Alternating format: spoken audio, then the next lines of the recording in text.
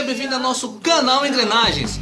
Hoje você vai ver 4 coisas que pode turbinar seu robô lutador de sumô e torná-lo imbatível. Mas antes de começar, quero informar que essas são orientações básicas, porém muito importantes para o seu sucesso na competição de robô lutador de sumô categoria 3 kg, autônomo e sem imã na base, ok? Então, sem mais delongas, bota as engrenagens para funcionar, porque a robozada está no ar.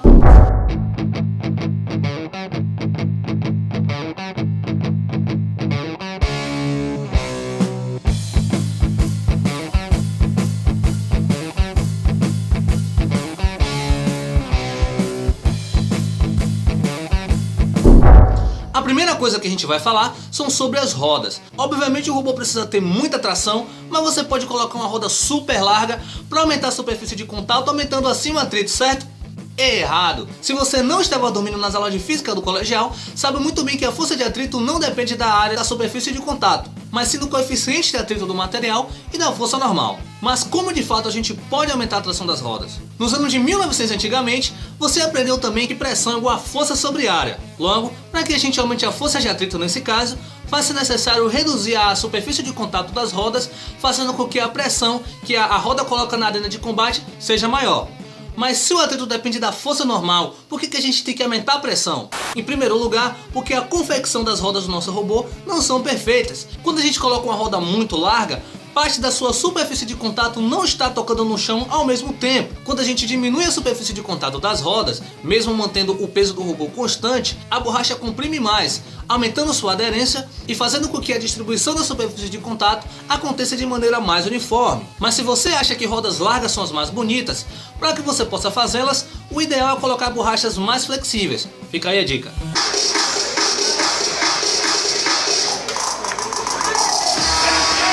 Agora, de frente, viu? Os dois estão patinando. A segunda coisa que a gente vai falar é sobre programação. A programação é das competências mais importantes que o seu robô deve ter.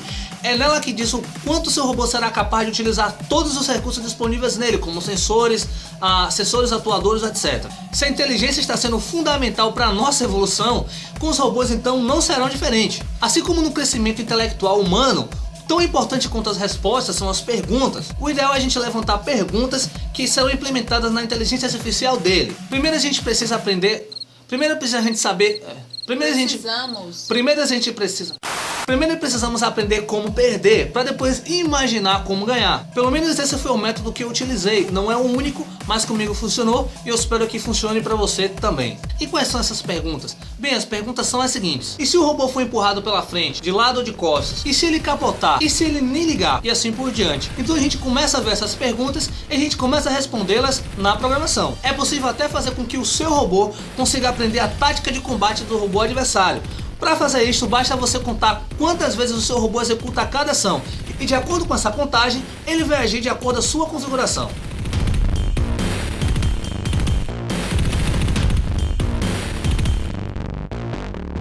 Não amargar os fios não é a coisa mais importante de todas, mas chega perto de ser, pois fazer as instalações de qualquer jeito aumenta a probabilidade de uma pane na hora da luta. Tem um esquema impresso de todas as ligações entre os componentes eletrônicos de sua máquina, pois isso pode diminuir o tempo de reparo caso ele apresente algum defeito na hora. Lembre-se que sua dupla não sabe exatamente as partes que você fez no robô.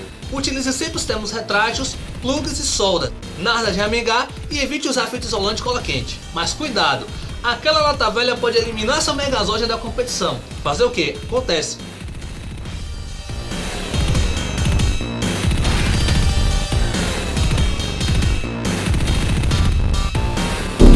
Nessa quarta e última dica, nós vamos falar sobre as rampas. Seu robô não vai ficar se defendendo todo momento. Parte do tempo, ou na maior parte do tempo, ele precisa atacar. É aí que as rampas entram. Temos que ter em mente que o melhor que a rampa pode oferecer é o ataque. Se você utilizá-la para a defesa, não há mais nada que o seu robô vai poder fazer na competição a não ser se defender. É como se fosse um guerreiro lutando apenas com escudo. Provavelmente você não espera tomar cuidado no peito numa guerra medieval. Nesse tipo de competição, se defender é adiar a derrota. Coloque apenas uma rampa, focalize todo o potencial dela na parte frontal do seu robô para o ataque. Nunca esqueça que o robô precisa ter 20 cm por 20 cm. Ele apenas pode aumentar seu tamanho após o início da competição. Esse tamanho que ele pode aumentar é apenas 10 cm. Se você coloca duas rampas, Cada uma vai ter que ter 5 centímetros, fazendo com que se torne inviável o ataque brutal e grotesco, como você pode ver nessas imagens da competição Extreme Cyber Fight.